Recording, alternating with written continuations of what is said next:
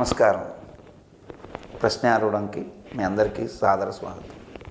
ఇప్పుడు నష్టజాతకాధ్యాయంలో ఉండడం అంటే మన గ్రహశాస్త్రాలు ఏం చెప్తున్నాయి అంటే పూర్తిగా ప్రతి మనిషి కూడా ఆర్థికంగా కానీ, కుటుంబపరంగా కానీ, మానసికంగా కానీ అన్ని విధాల ప్రతికూల పరిస్థితి ఎదుర్కొంటున్నాడు అంటే ఇది పూర్వజన్మకృత పాప ఫలితం. అంటే ఈ జన్మలో చాలా మంచిగా ప్రతి ఒక్కరితో కూడా అన్యోన్యంగా గడుపుతున్నటువంటి వారి కష్టాలు ప్రాప్తిస్తాం.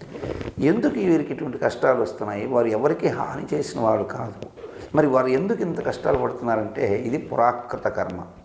ఆ పురాకృత కర్మను తప్పించేందుకోసంగా నష్టజాతకాధ్యాయంలో అనేకమైనటువంటి నివారణ ఉపాయాలు చెప్పబడ్డాయి. ఇప్పుడు ఒక నష్టజాతకాధ్యాయుడు ఉందాం అనుకుందాం. సహజంగా ఆర్థికంగా కొద్దిగా స్థితిమంతుడై ఉంటే ఆ జాతకుడికి ఏదో గ్రహ జపం లేకపోతే ఒక అభిషేకం ఏదో చెప్పి ఒక హోమం లాంటిది పెట్టి చేయించేదానికి ఆస్కారం ఉన్నప్పుడు అది కూడా వారి మానసిక స్థితి, వారి యొక్క పరిపూర్ణమైనటువంటి ఇష్టాన్ని బట్టి దాన్ని చేయించడంలో తప్పు లేదు. అదే కాకుండా వారికి ఇష్టం లేని విధంగా, అంటే ఇంత ధనం పెట్టకపోతే నువ్వు ఇది పెట్టి ఇది చెయ్యకపోతే, నువ్వు చేయకపోతే ఇది అయిపోతుంది, నీ కాపురం నాశనం అయిపోతుంది, నీ భార్య వెళ్ళిపోతుంది, నీ జీవితం సర్వం కష్టపడిపోతుందని బెదిరింపు ధోరణి చెప్పుకోవడం. ఇలా చేసుకోవడానికి నీకు శక్తి లేనప్పుడు దీనికి తరుణోపాయమైనటువంటి విధానాలు ఇగో ఈ చిన్నవి, అటువంటివి కొన్ని లక్షల ఉపాయాలు మన మహర్షులు మనకు ఉపదేశించారు. అటువంటి ఉపాయాలను వెలికి తీసి ఆ ప్రజలని ఆ కష్టాల్లోంచి బయటపడేయచ్చు. ఇటువంటి ఉపాయాలన్నీ మీతో పంచుకోవాలనేటువంటి ఒక అభిప్రాయంతో మీ అందుకు వచ్చాను. మీ జాతకాన్ని పరిపూర్ణంగా పరిశీలించిన తర్వాత ఆర్థికపరమైనటువంటి కారణాలతో మీరు ఏదైనా పూజలు చేయించుకోలేని పరిస్థితుల్లో తీవ్రమైనటువంటి మానసిక ఒత్తిడితో ఎటువంటి పరిహారాలు చేసినా ఉపయోగం లేదనేటువంటి దిగులు చెందవసరం లేదు. మంత్ర మహోదధి అనేటువంటి ఒక పుస్తకం కావచ్చు, మంత్రద్రష్టలో పెద్దవాళ్ళందరూ కూడా రాసినటువంటి పురాతన మంత్ర సాంప్రదాయ గ్రంథాలు చాలా ఉన్నాయి. వేదంలోనే చాలా విషయాలు ఉన్నాయి, పురాణాలు కొన్ని విషయాలు చెప్పాయి.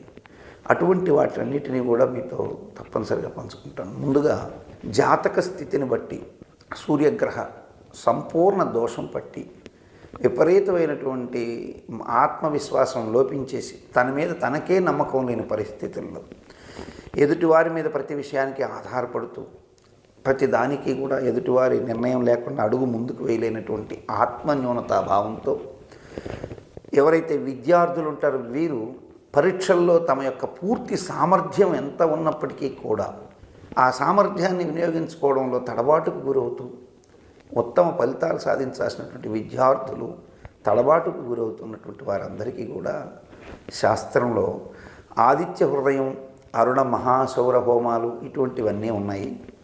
అరుణ మహాసౌర హోమం అనేది చాలా పెద్ద హోమం. ఒక ఆదివారం రోజు చక్కగా పెట్టే ఉదయం నుంచి మధ్యాహ్నం దాకా హోమంకే సరిపోతుంది చక్కగా చేస్తే. అటువంటి హోమాలు చేయడానికి ఆర్థికంగా ఇబ్బందికరమైనటువంటి స్థితి ఉన్నవారు మరి సూర్యదేవుడిని అనుగ్రహం ఎలా పొందొచ్చో ఇప్పుడు తెలుసుకుందాం. పూర్తిగా విద్యార్థులు తడబడిపోతూ ఉన్నటువంటి వాళ్ళు, విద్యార్థులు ఆత్మన్యూనతాభావంతో తాము ఇతరుల కంటే తక్కువ, తాము అన్ని విషయాల్లో వెనకబడిపోతున్నాము, తాము ఈ అన్ని విషయాల్లో కూడా తమ కంటే పక్కవాళ్ళు ఎక్కువగా వృద్ధిలో ఉన్నారని భయపడుతున్న మీకు ఈ చిన్న చిట్కా చెప్తాను. మీరు ఇది చేసి చూడండి, తప్పనిసరిగా మీ విషయంలో ఎంత మార్పు సంభవిస్తుందో మీరే చూస్తారు. ఈ విషయాన్ని మీకు చెప్తాను, వినండి. మీకు రక్తచందనం గనక దొరికితే, రక్తచందనం అంటే ఏదైతే ఎర్రచందనం అని చెప్పబడినటువంటి చందనం పొడి దొరకవచ్చు, కానీ ఇప్పుడు ప్రభుత్వం దాని మీద చాలా నిషేధాలు పెట్టినందువల్ల అది దొరకదు. ఒకప్పుడైతే దొరికేది. ఇప్పుడు మనం దానికి ప్రత్యామ్నాయంగా గోధుమలు, చక్కని గోధుమలు, పురుగు మందు చల్లనటువంటి గోధుమలు కనుక మనకు దొరికితే, అంటే సహజ సిద్ధంగా పండినటువంటివి, న్యాచురల్గా పండినటువంటి గోధుమలు దొరికితే ఆ గోధుమలు, అట్లాగే ఆ గోధుమలు దొరకనప్పుడు ఎర్ర మందార పూలు సహజంగా వస్తాయి. ఈ ఎర్ర మందార పూలని మొగ్గగా ఉండగా వికసించనటువంటి స్థితిలో ఉన్నటువంటి పొడుగ్గా ఉన్నటువంటి ఈ ఎర్రమందార మొగ్గలని చక్కగా కాండం దగ్గర తుంచుకొని ఈ మొగ్గలన్నిటినీ కూడా సూర్యోదయ పూర్వం అంటే సూర్యుడు ఉదయించక పూర్వం చెట్టు దగ్గరికి వెళ్ళి ఆ చెట్టుకు ఒక నమస్కారం పెట్టి, ఎందుకంటే పరమ పవిత్రమైనటువంటి వృక్షాల్లో మందార వృక్షం ఒకటి, అక్కడ చెట్టుకు ఒక నమస్కారం పెట్టి మీకు మంత్రం అవసరం లేదు.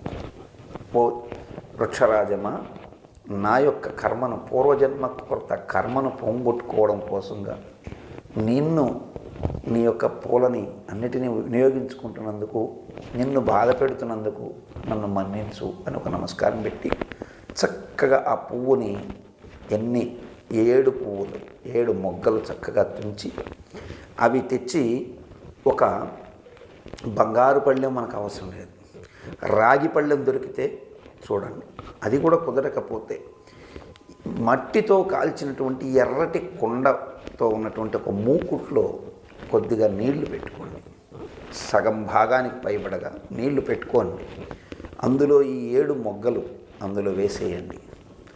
ఈ 7 మొగ్గలు వేసేసి సూర్యుడికి అభిముఖంగా సూర్యోదయ కాలంలో సూర్యుడు ఉదయిస్తుండగా ఈ 7 మొగ్గల్ని సూర్యుడికి ఎదురుగుండా పెట్టి ఆదిత్య హృదయం ఒక 7 సార్లు చక్కగా పారాయణ చేసుకుని ఈ 7 మొగ్గలు అందులో పెట్టి దాని మీద ఇంకొక మట్టి ముక్కను మూత పెట్టేసి సాయంకాల సమయమున సూర్యుడు అస్తమిస్తున్నటువంటి సమయంలో మళ్ళీ ఒక 7 సార్లు ఆదిత్య హృదయం చెప్పుకొని ఆ తర్వాత కుండ మీద మూత పెట్టిన దాన్ని తీసేసి ఆ ఉదకం ఆ నీరు ఏదైతే ఉందో ఆ నీరుని ఒక గ్లాసులోకి చక్కగా ఉంచుకొని ఆ నీరు తాగేసేయండి. అవి కొద్దిగా ఎరుపు లైట్ అంటే కొద్దిగా కుంకుమ కలిసినటువంటి ఎరుపు వర్ణంలో ఉంటాయి. అలా తాగేసిన తర్వాత ఆ పువ్వులు కొద్దిగా విచ్చుకొని వాడలినట్టుగా కూడా ఉంటాయి, ఎందుకంటే పగలంతా ఎండ కింద ఉన్నాయి కాబట్టి కొద్దిగా వడలినట్టు కూడా ఉంటాయి. ఆ వడలినట్టుగా ఉన్నటువంటి ఆ పువ్వులని తీసి చక్కగా ఒక గంధపు సార మీద కానీ లేకపోతే ఒక చిన్న మిక్సీలో వేసి దాన్ని మెత్తగా చూర్ణం చేసుకొని ఒక మెత్తటి పేస్ట్ లాగా వస్తుంది, దాన్ని కొద్దిగా బెల్లంతో కలిపి చక్కగా నూరుకొని అవి తీసుకుంటే తప్పకుండా మీరు చూడండి, అద్భుతం మీ విషయంలో జరిగి తీరుతుంది. ఇది సత్యం. సర్వే జన సుఖినో భవంతు.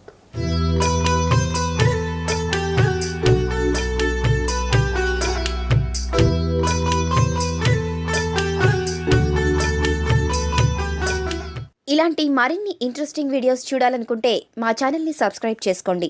పక్కన కనిపిస్తున్న ఈ గంట సింబల్ని ప్రెస్ చేయండి.